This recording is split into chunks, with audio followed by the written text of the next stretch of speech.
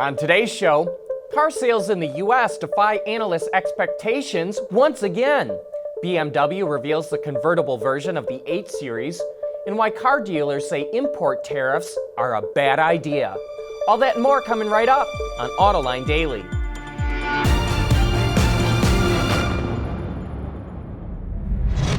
This is Autoline Daily, the voice of the global automotive industry. Once again, new car sales in the American market came in stronger than the experts were predicting. Ward's Intelligence reports that the SAAR, the annualized rate, stood at 17.5 million vehicles. Automakers sold 1.3 million new cars and trucks, which was down 3.4% from last year.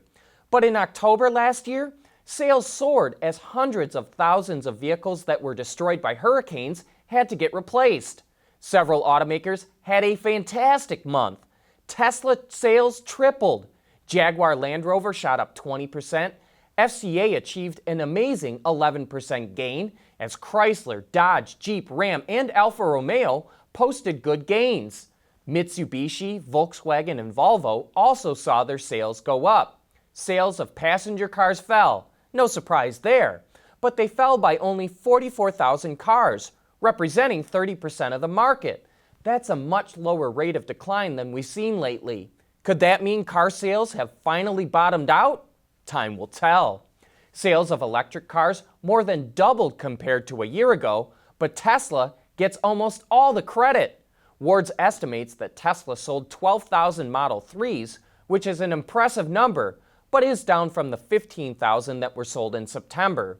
Sales of diesel engines also fell, but that was because of sales declines with the Ford F-150 and Chevrolet Silverado. Once again, the market continues to defy the experts.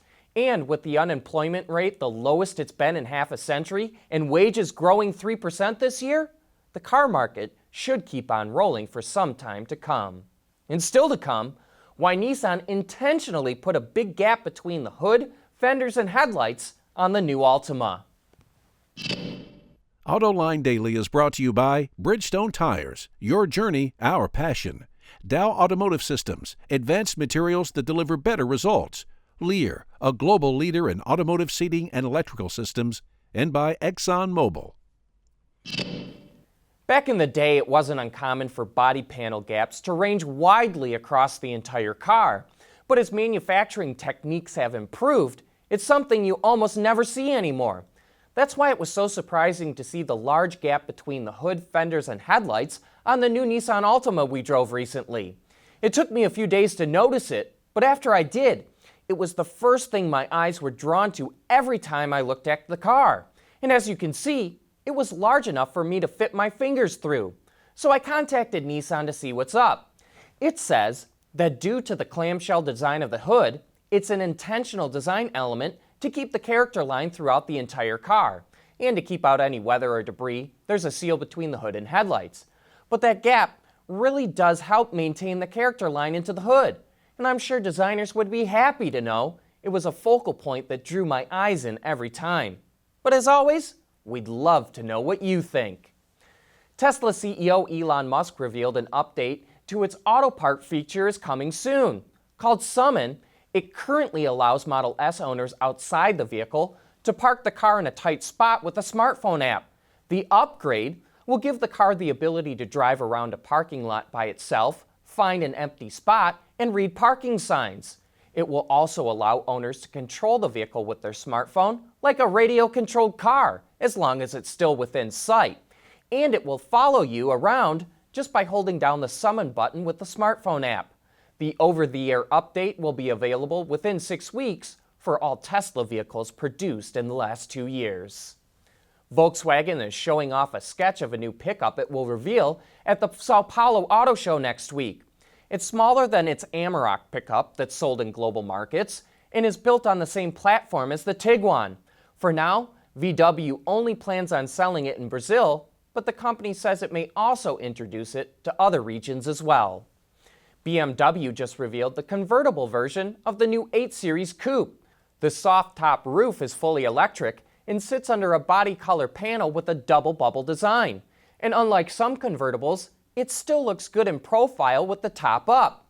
The new 8 Series convertible costs just over $122,000. That's including destination charges, and will go on sale in March in the U.S. of next year.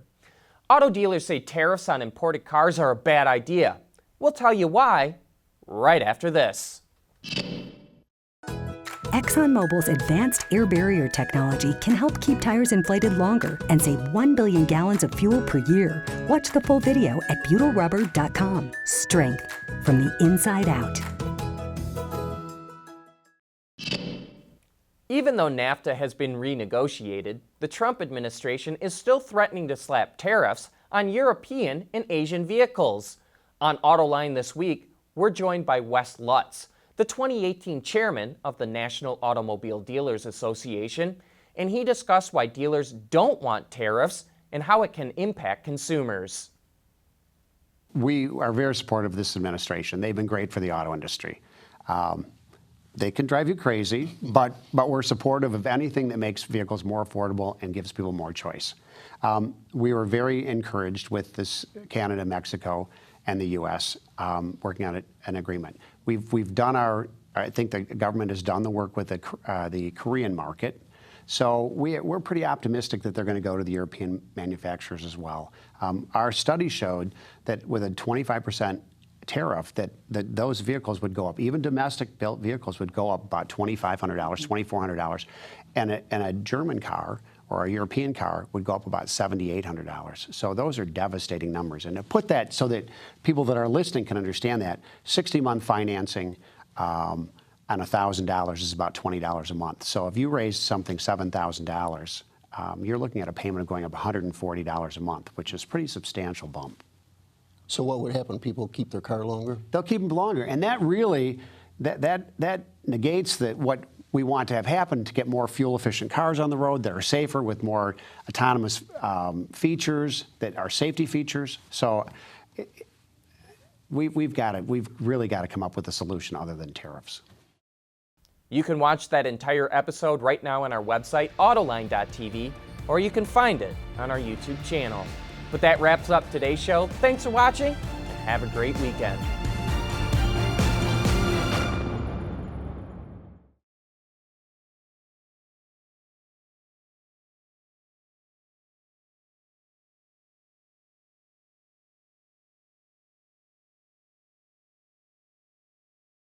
Wards is the industry leader for news, data, and analysis. That's why companies across the globe subscribe to our premium service, maybe even your own. Log in for subscriber access now. Check your company's intranet for details, and rely on wardsauto.com to keep you informed.